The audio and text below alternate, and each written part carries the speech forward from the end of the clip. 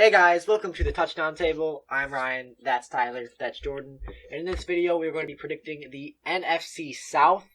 It is a division that is getting a lot of conversation, a lot of attention.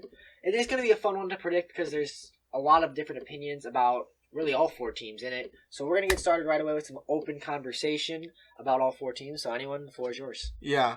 So as Ryan said, we're going to start with open conversation. If you just want to see our order of this division, I'll wave my hands frantically at some point in the video, so skip through it and try and find me doing that, just so you know as a marker. Now we have to see that. Okay. Yep. So that's your marker if I remember.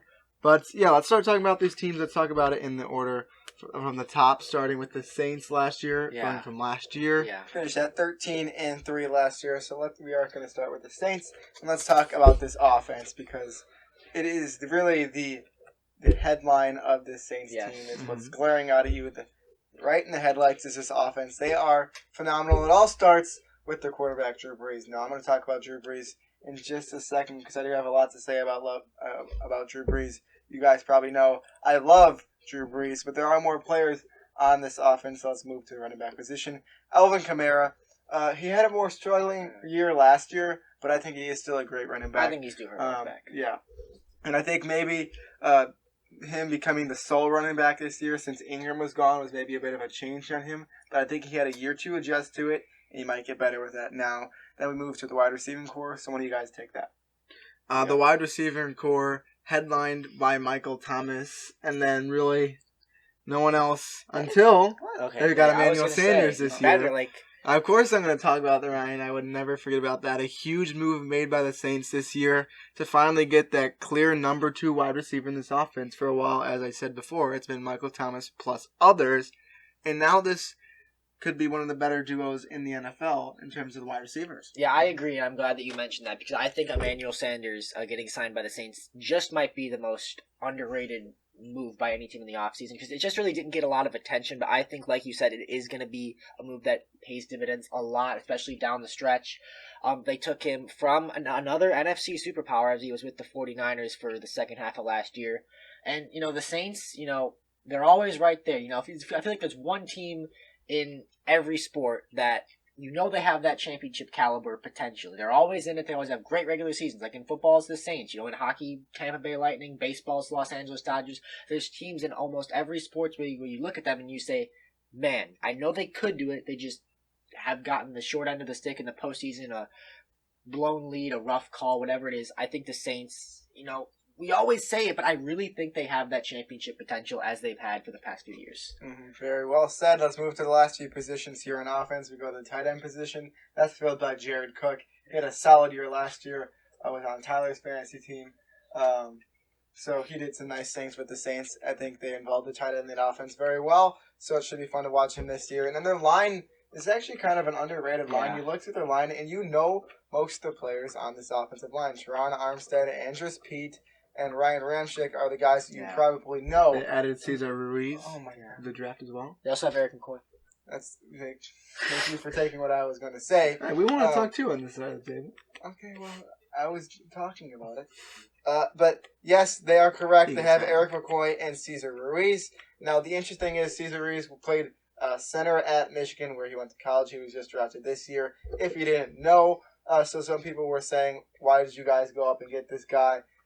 You already had drafted a center last year in Eric McCoy. Well, they have Cesar Ruiz listed as right guard right now, and they have McCoy at center, so they must have had that in mind, or they obviously had that in mind when they made the pick, so they liked what they saw from Ruiz and thought that he could switch from center to the guard. Now let's move to the defense. Tyler, you seemed eager to talk over there, so speak. All right, I will speak. You make me sound like a dog here. But headlining this defense is Cameron Jordan on the defensive line. They have a couple other guys spread throughout the defensive line in order to keep that going. But this is not a deep dive video, so we're not going to dive that deep into the roster. Their secondary has been improving, headlined by Marshawn Lattimore.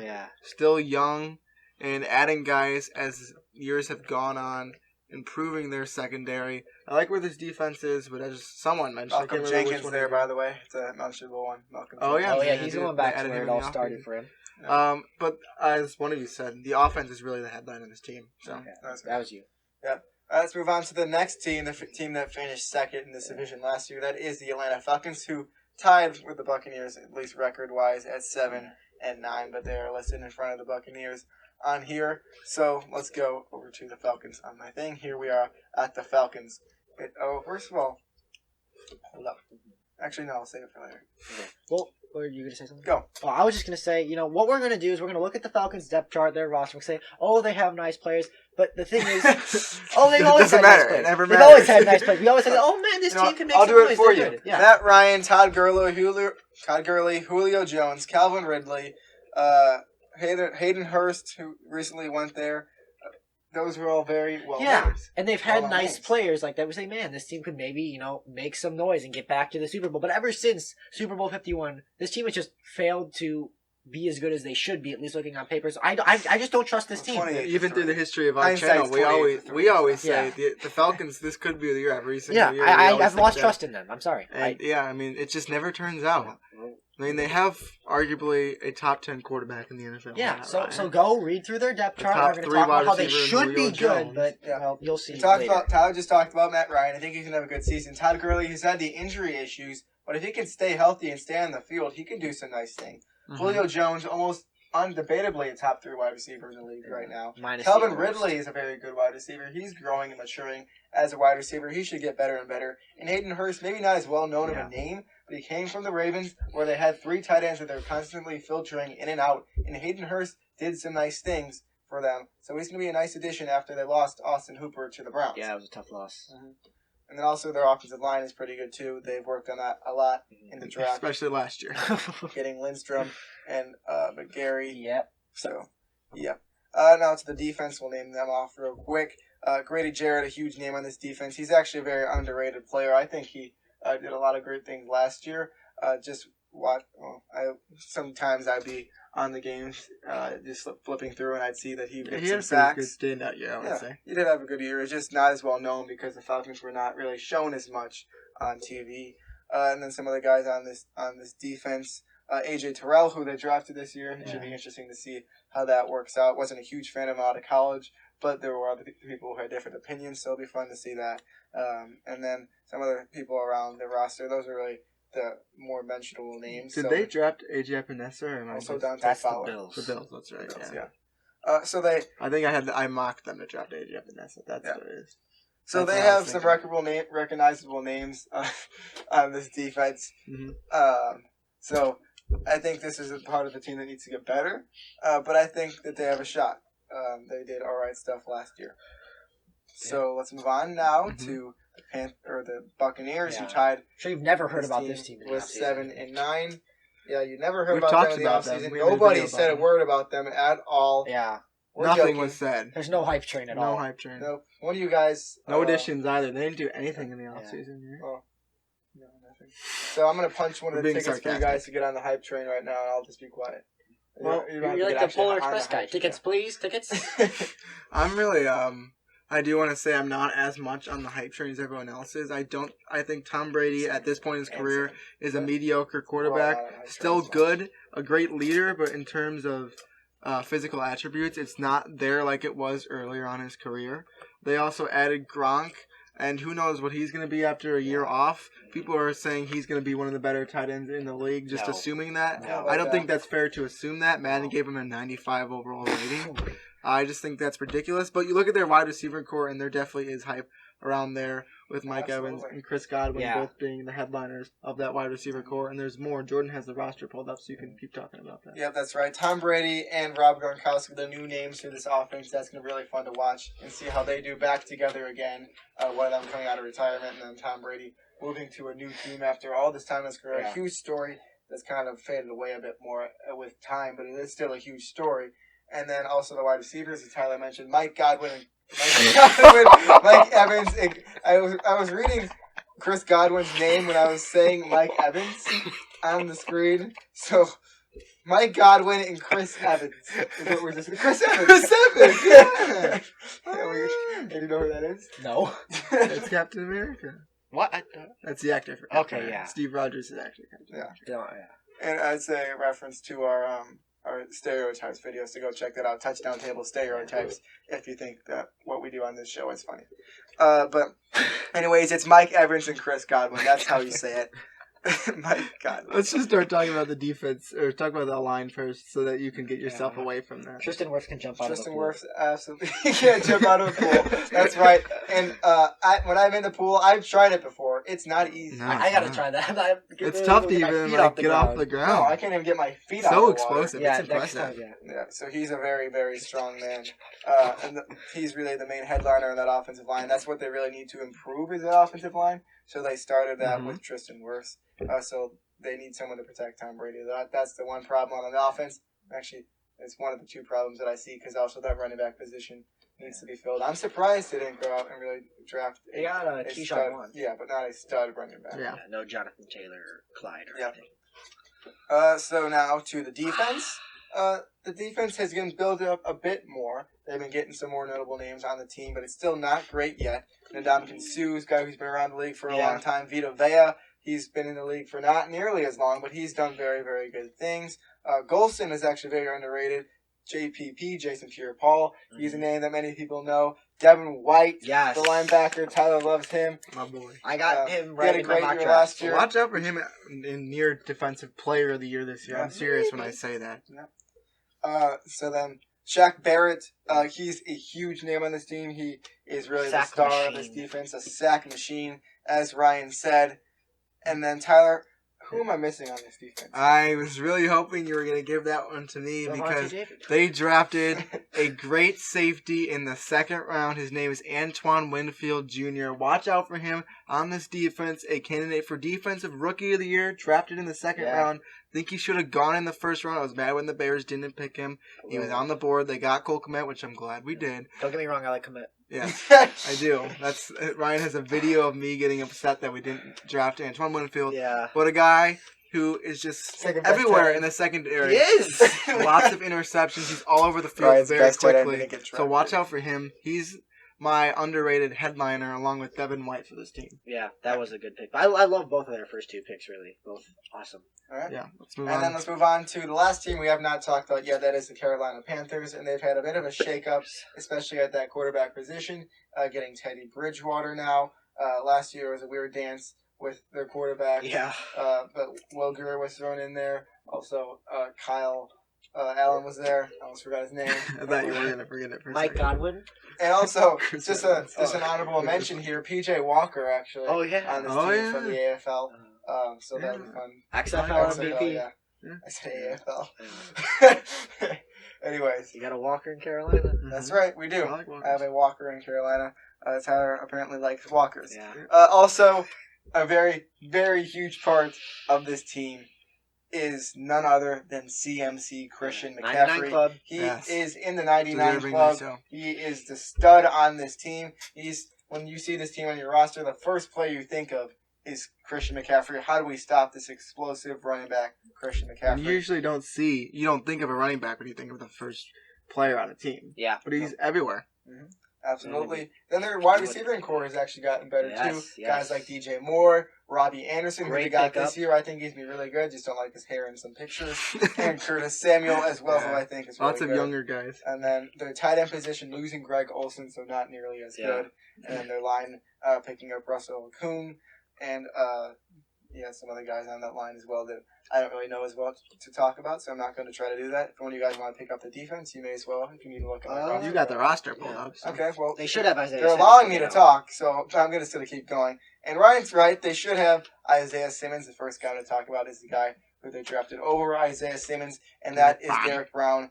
And as much as I love Mock Derek killer. Brown, I think he's going to be a great player. Exactly, Ryan. That's Yep, what I was my going to say. A mock killer for me and Ryan. He's We saying were going my nice and strong right before this pick. Yeah. We were like, okay, they got to pick Isaiah Simmons, right? The Yeah. speed. How could you pass on Isaiah Simmons? It's not just the speed. It's literally I know, it's everywhere. literally everything. He can be everywhere. The But they passed on versatility. Isaiah Simmons and went for the guy who fell over when he picked up a fumble in Derek Brown. He tripped over the 35-yard line. Don't get me wrong, he is a great defensive tackle. I think to do great things for Yeah. this Panthers team. But I just feel like Matt Rule would be the guy who would want to go out and get Isaiah Simmons. Yeah. Now, actually, it was left for the Cardinals to take Isaiah Simmons. They did focus. That, so. They focused solely right. on the defense. Yeah, solely not on the heavily, defense solely. on the draft. I mean, they did a lot of their offense. I mean, it's decent. It's decent, and their they defense focused a lot on takes this a while. defense. Yeah. So let's name some other people on this defense. Brian Burns, who they drafted a few years ago. Yes. He's really good. We might have saw him on a beach one time. What? Yeah. We didn't know if it was him. We were. It looked like him. Yeah, we were on a beach. But we and weren't it looked gonna like say him, and he just looked like a football player. So I was looking at the Panthers roster, and then it looked like him. So we don't know. Anyway, Shaq Thompson, linebacker, he's pretty good. Also, Tahir Whitehead, some nice linebacking core. Then in the secondary, Dante Jackson and Eli Apple are two honorable mentions to name. And then Joey Sly also. I like that guy. Yep. As the kicker, he was newer last year. Mm-hmm. I think I had him. I had him on my fantasy team. That's why I mentioned him. Yes. So I had to do that for him. But yeah, the history with Matt Rule's teams, in case you don't know, as he was a college coach, it takes a couple years for his teams to progress. I think we're going to see the same thing with the Panthers. This might not be their year this year. We'll talk about that later. But look out for the Panthers in the future. So now let's do our predictions. I'm going to do my frantic wave for you guys. Okay. There it is. I'll do it for a little bit so you can see it. And Jordan, you can start. All right. So as we usually do, we go 4 up to 3, 2, and 1. At 4 in the rankings for this division, I am going to have the Carolina Panthers. And we were literally just talking about them, so I'm not going to go into much detail at all. But the thing is, they are kind of a younger team, and as much as I like Teddy Bridgewater, as much as I like some of these younger guys they got on this team, I think they need to develop a bit together. Matt Rule's first year in the NFL, I think that he needs to have 1 year of experience. This team needs to have 1 year of experience together to truly become great. I think they have the potential is there, but the pencil is there. No, that's actually a math. I was going to say that's he has the pencil. Yeah. So I think they're going to finish 4th in this division. Now up to 3 because that's how you count. It goes 4-3. And the team that I'm going to have at 3 in this division is the Atlanta Falcons. And as Ryan said, you always look at this roster and you say, okay, it's there. This could be their year. They have the players, and I think that's true. I think they have a shot at making the playoffs. I'm saying that for a bunch of teams because the playoff has been expanded. But I truly think they do have a shot. I love the players on this roster. So I think they will be in 3rd place, but it won't be by a huge margin. There might be 1 game behind this next team, and that team is the Tampa Bay Buccaneers. I am not completely on the hype train with Tom Brady, with Rob Gronkowski, with that team of Mike Godwin. Just joking, Mike Evans and Chris Godwin, and all that defense as well. I think they're going to do all right, but I'm not completely on the train. It would be a fun story to watch, but it's kind of been overhyped, and I'm over it already. So I think the Bucs will do good, but not as good as his next team, the New Orleans Saints. Me and Ryan, I know, are extremely high, and I'm sure Tyler is too, but I know me and Ryan have been high on the Saints for a long, long time. Yeah. I love Drew Brees. This is the part that I was going to do before. Sorry, this might take a second. I'm going to read off to you all the records that Drew Brees currently holds right now. Okay? Get my breath. Career completion percentage was 67.1%. Consecutive seasons with 4,500 passing yards, 7. Single season passing yards per game, 342.3. Tied with Peyton Manning. Career completions, 6,344. Most seasons leading the NFL in passing yards, 7. Most career 400-yard passing games, 16. 300-yard passing games, 111. Most completions in a season, 471. Single season completion percentage, 72%. Touchdown passes in a single game, tied first with 7. Consecutive games with a touchdown pass, 54. That's amazing. Consecutive games with 300 passing yards, 9. Most 5,000 passing yard seasons, 5. Most seasons leading the league in passing, 7. Leading passer in NFL history, 72,103 yards and counting. And he's also in the hunt for a few other awards, career passing attempts, which is held by, by Brett Favre, I think. And there's also career passing touchdowns held by Manning and most starts in the NFL. Sorry I had to do that. And I'm not going to say anything about the Saints team, but they're going to get first. Thank you. All right. Just have to read off interesting stuff that I find. You like reading off your stats? That's exactly it. Okay. I got a lot of them. No. Soon, no. You will. Thanks, man. No, really. Okay, now it is my turn.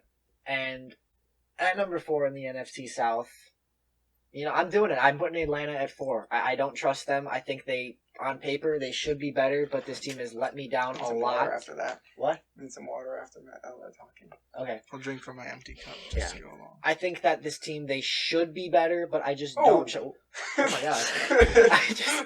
I just don't trust them to put the product on the field because, I've bought into this team in the past and they've just let me down. It's like, you watch our NFC West video that we posted a while ago. I picked the Rams to finish 4th after they embarrassed me with predicting well. So, Atlanta, you've embarrassed me in the past, so you're finishing 4th. And 3rd, I've got Carolina. I think they're going to be a little bit better than some people think. Some people are putting them in the kind of market for Trevor Lawrence or Justin Fields already. I don't think the they're Jaguars. Well, exactly. I don't think they're going to be quite that bad. I think they've got some potential. They've got Christian McCaffrey, Teddy Bridgewater. I think they believe Teddy Bridgewater is the future. Yeah, but look what he did in New Orleans. The small sample size, but he really. Oh, I said I kind of want a Snapple now. Okay. Sounds good. He really did great things in New Orleans after many people around the league wrote that team off after Drew Brees got hurt. He kept them in it. I think he's going to do good for Carolina. I love the addition of Robbie Anderson. Still some questions with tight end, offensive line, and some parts of the defense, but they're going in the right direction. I think they finished 3rd. 2nd is the Tampa Bay Buccaneers. I think they'll be better. I think they've made some nice additions, but this is not a Super Bowl contender. This is a team that will probably make the playoffs as a wild card, but not much more than that, if anything. And then at number 1, as Jordan mentioned, we both love this team, the New Orleans Saints. They just have it all. Great coach, great QB. They've been in the mix for a championship. They've been contenders. We know they could have those great regular seasons, and they're going to do that again and win this division.